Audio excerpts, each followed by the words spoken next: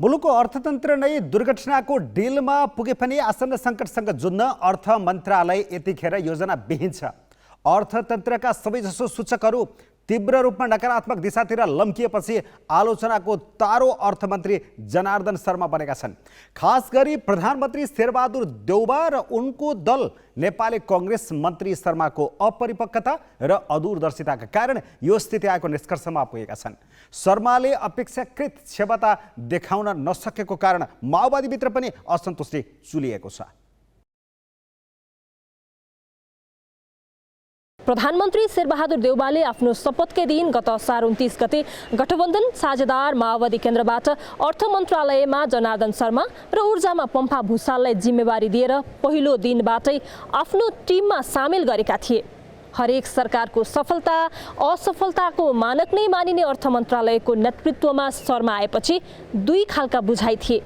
एक, अर्थशास्त्रमा दखल नभएका र छापामार पृष्ठभूमि भएका नेताले सङ्कटको डिलमा रहेको अर्थतन्त्रलाई कसरी सम्हाल्छन् भन्ने आशंका। दुई, यसअघि ऊर्जा मन्त्रालयमा छँदा सकारात्मक छाप छाडेका शर्माले अर्थमा थप मेहनत गरेर माओवादीमा अध्यक्ष पुष्पकमल दाहाल पछिको नेताका रूपमा आफूलाई उभ्याउने। यसो किन पनि ठानिएको थियो भने माओवादीमा अध्यक्ष पछिको शक्तिशाली पदका एक दावेदार तिनै शर्मा थिए। नतिजा हेर्ने हो भने शर्माले 8 महिनाको मन्त्रीकालमा देखाउन लायक एउटै पनि काम गर्न सकेका छैनन्। अर्थतन्त्रका हरेक सूचक नकारात्मक दिशातिर उन्मुख छन् भने उनका व्यवहारले राजनीतिक तहमा असन्तुष्टि झन बढाउँदैछ। पछिल्लो पटक एमसीसी प्रकरणमा प्रधानमन्त्रीको निर्देशन अवज्ञा गरी हिँडेपछि काङ्ग्रेसका प्रत्येक आन्तरिक छलफलमा यही नै विषय मुख्य बनिरहेको छ। बालवाटार स्रोत अनुसार मन्त्री शर्माकै अपरिपक्वता र अदूरदर्शिताका कारण अर्थतन्त्र दुर्घटनाको डिलमा पुगेको निष्कर्षमा प्रधानमन्त्री देउबा पुगेका छन्। उनको विकल्प नखोजिए प्रधानमन्त्री र काङ्ग्रेसकै साख धरापमा पर्न सक्ने बुझाइ काङ्ग्रेसमा देखिन्छ। यो कुरा काङ्ग्रेस प्रवक्ता पनि नकार्दैनन्। मन्त्री परिषदलाई अब कसरी सञ्चालन गर्ने, अझ कसरी प्रभावकारी गर्ने भन्ने विषय प्रधानमन्त्रीज्यूको अधिकार क्षेत्रभित्र रहेको कुरा हो। अब आवश्यकता अनुसार त्यो हुन नसक्ने भन्ने कुरो पनि छैन। केही मन्त्रालय प्रधानमन्त्रीले पनि राखिराख्नु भएको हुनाले पनि त्यसलाई पूर्णता दिने पनि कुरा पनि होला। त्यसो हुनाले यस विषयमा जुनसुकै बेलामा पनि आवश्यकता अनुसार प्रधानमन्त्रीजीले निर्णय गर्ने अधिकार उहाँसँग छ। आवश्यक सरसल्लाह सुझाव लिएर निर्णय गर्नुहोला। माओवादी केन्द्रभित्र पनि अर्थमन्त्री शर्माको कार्य सम्पादन प्रति पर्याप्त असन्तुष्टि देखिन्छ। सोमबार सकिएको केन्द्रीय कमिटीको बैठकमा सहभागी नेताहरूमा पनि त्यो असन्तोष कहीँ कतै देखिएको थियो। उनीहरूले यो विषय बैठकमै उठाउन चाहेका पनि थिए, तर एजेन्डा नहुँदा उठाउन सकेनन्। तर जे भए पनि अहिले प्रधानमन्त्री वा काङ्ग्रेसका तर्फबाट जसरी एकतर्फी रूपमा असन्तोष बाहिर आइरहेको छ, यसलाई बाहिर होइन गठबन्धनभित्रै बसेर छलफल गर्नुपर्छ भनेर उनीहरूले भनिरहेका छन्। अहिले कोही पनि मन्त्रीलाई फेरबदल गर्ने कुरो छैन। फेरबदल गर्ने या कुनै मन्त्रीको कार्य सम्पादन कमजोर भयो भने गठबन्धन र गठबन्धनका शीर्ष नेताहरू छलफल गर्नुपर्छ। अहिले अविश्वास भइरहेको छ।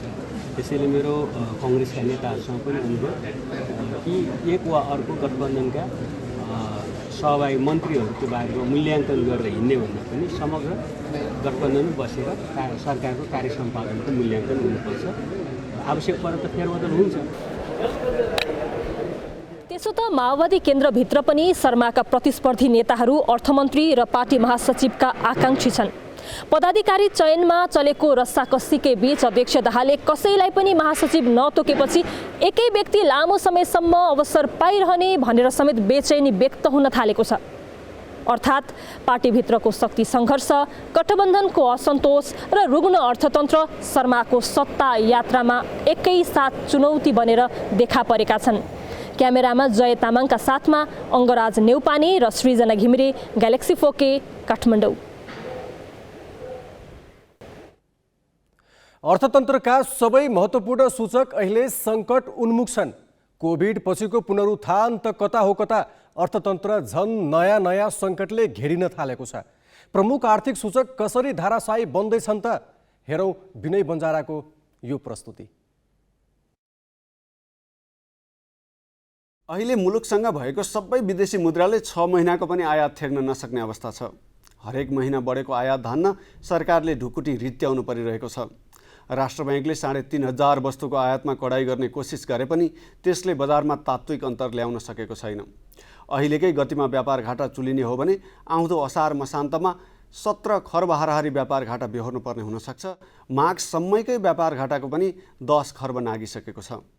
पोहोर 6 महिनामा जम्मा 15,000 जना वैदेशिक रोजगारीमा गएका थिए। यसपालि 1,67,000 भन्दा धेरै बाहिरिसकेका छन्।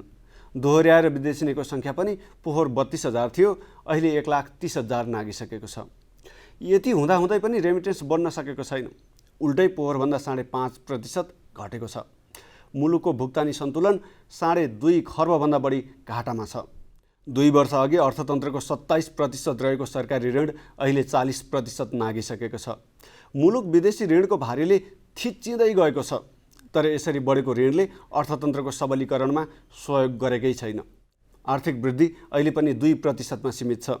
ऋण बढ्दा आर्थिक वृद्धिमा सहयोग नपुग्नु अहिलेका लागि मात्रै होइन, भावी पुस्ताका लागि पनि गम्भीर चिन्ताको विषय हो। अर्थतन्त्रको यो दुर्दान्त दृश्य बाहेक जनताका दुःख अरू पनि छन्। 2 वर्ष यता हरेक महिना भारतभन्दा नेपालमा मूल्य वृद्धि सधैँ कम थियो। गएको कार्तिकपछि भने यो परिस्थिति उल्टिएको छ। अब भारतभन्दा नेपालमा मूल्य वृद्धिको दर निकै बढी छ। सरकारी ढुकुटीबाट तलब सुविधा खानेको लागि यो महँगीले खासै फरक पार्दैन। राष्ट्र बैंककै तथ्याङ्कले सरकारी कर्मचारीको तलब औसतमा 11% बढेको देखाउँछ। तर निजी क्षेत्रका कामदारको तलब भने 4% मात्रै बढेको छ। यसको अर्थ पोहोर 100 रुपियाँ कमाउनेले अहिले 104 रुपियाँ कमाउँछ। तर पोहोर 100 मा पाउने वस्तुको भाउ अहिले 106 रुपियाँ पुगेको छ। कृषि मजदुरको ज्याला त झन् बढेकै छैन भन्दा पनि हुन्छ। देश आर्थिक सङ्कटको घडीमा पुग्दा गरिब वर्ग भने महँगीको भारीले किचिन थालेको छ। कोभिडपछि अर्थतन्त्र अङ्ग्रेजी अक्षर V को आकारमा बढ्छ भन्ने अपेक्षा थियो। तर हाम्रो अर्थतन्त्र दक्षिण एसियामै कमजोर देखियो। बरु अत्याधिक सरकारी ऋण, न्यून आर्थिक विकास, विदेशी विनिमयमा समस्या र चुलिएको व्यापार घाटाका कारण समग्र अर्थतन्त्र गम्भीर सङ्कटतर्फ धकेलिएको छ। यस्तो बेला देश जोगाउन महत्त्वपूर्ण साझेदारी गर्नुपर्ने अर्थ मन्त्रालय र राष्ट्र बैंक आफ्नै तालमा हिँडिरहेका छन्। उनीहरूको असमझदारीको भारी जनताले बोक्नु परिरहेको छ। अमेरिकी सहायता सम्झौता MCC फिर्ता गरेको र सिङ्गो देशलाई अर्गानिक बनाउने अभियान चलाएर प्रशंसा कमाएको श्रीलङ्काले अहिले गम्भीर विनिमय सङ्कट भोगिरहेको छ। भारतदेखि अमेरिकासम्म पुगेर डलर माग्दा नपाएको त्यहाँको सरकार युद्धरत रुससँग ऋण माग्न रोइ कराई गर्दैछ। पछिल्लो समय हाम्रो अर्थतन्त्र पनि त्यसै दिशामा अग्रसर छ। विदेशी मुद्राको ढुकुटी रित्तिने क्रममा छ। अन्तर्राष्ट्रिय मुद्रा कोषबाट विषम परिस्थितिमा पाउने सुविधाको ऋण पनि लगभग लिइसकेको छ। अरू वैदेशिक ऋण अचाक्ली बढेको छ। आयात र व्यापार घाटा यसरी चुलिएको छ कि यही गतिमा अघि बढे अबको 3-4 महिनापछि नेपालले औषधि पनि आयात गर्न नसक्ने अवस्था आउन सक्छ। राष्ट्र बैंकले विदेशी मुद्राको ढुकुटी थेग्न चालेका मौद्रिक कदमहरू बेकार जस्तै बनेका छन्। वित्तीय नीतिबाट मुलुक जोगाउन अग्रसर हुनुपर्ने अर्थ मन्त्रालय कुम्भकर्ण जसरी सुतेको छ। समन्वय गरेर संयन्त्र परिचालन गर्ने भन्दा कार्यकर्ता भेटघाट र स्काई क्याफेतिर खाजा नास्ता अर्थमन्त्री जनार्दन शर्माको प्राथमिकतामा देखिन्छ। हरेक महिना विकास बजेट 10% खर्च गर्न उर्दी जारी गरेका शर्माले परिणाम देखाउनका लागि भने कुनै कदम चालेका छैनन्। अर्थमन्त्रीको नेतृत्व सबल भयो भने यो तीनटै अङ्गले प्रभावकारी रूपमा काम गर्न सक्छन्। अर्थमन्त्री कमजोर भयो, अर्थमन्त्रीमा कतिपय समस्याको जानकारी राम्रोसँग हुन सकेन र अर्थमन्त्रीले कोअर्डिनेसन गरेर काम गर्ने तौर तरिकालाई बदले। अर्थमन्त्रीले पनि विभिन्न इन्ट्रेस्ट ग्रुप को प्रभावमा आएर निर्णयलाई प्रभाव गर्न खोजे भनेदेखि चाहिँ हामी ठुलो सङ्कटमा पर्छौँ। अर्थ मन्त्रालय सम्हालेपछि शर्माले सुरुमै उच्च मूल्यका गाडी र विलासिताका वस्तु तथा कवाडी फलाम आयातलाई खुकुलो गरिदिए। बैंकहरूले सस्तो ब्याजमा आयातमा व्यापक लगानी गरे। राष्ट्र बैङ्कले पनि कर्जा विस्तारबाट आर्थिक वृद्धिमा सघाउ पुग्ने भनेर वास्तै गरेन। बैङ्कको पैसा सकिएपछि शेयर बजार ओह्रालो लाग्न थाल्यो, आयात कडाई हुन थाल्यो र एकैपटक अर्थतन्त्रमा ठूलो धक्का लाग्न पुग्यो। सरकारले ढुकुटीमा जम्मा गरेको पैसा खर्चै नगर्ने, भएको खर्च पनि विकासमा भन्दा बाँडीचुँडी खानमै केन्द्रित हुने भएपछि अर्थतन्त्र झन खोक्रिँदै गयो। मन्त्रालयका सबैजसो अनुभवी कर्मचारी हटाएर आफ्नो टिम बनाउने मन्त्री शर्माको चाहले थप समस्या ल्यायो। किन यो बारम्बार इन्डिकेटरहरूमा सुधार हुन सक्दैन? किन चाहिँ हाम्रा नीतिहरू चाहिँ प्रभावकारी रूपमा कार्यान्वयन हुन सक्दैनन्?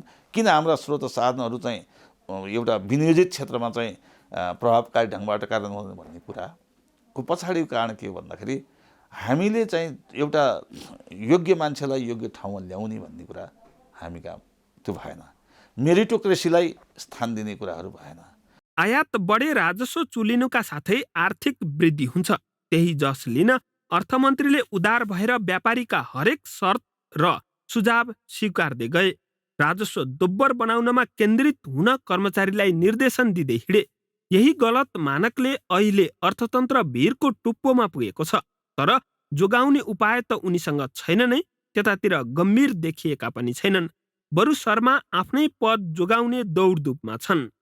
क्यामेरामा विष्णु थापाका साथ विनय बन्जारा र चिरञ्जीवी भट्टराई, ग्यालेक्सी फोके, काठमाडौँ।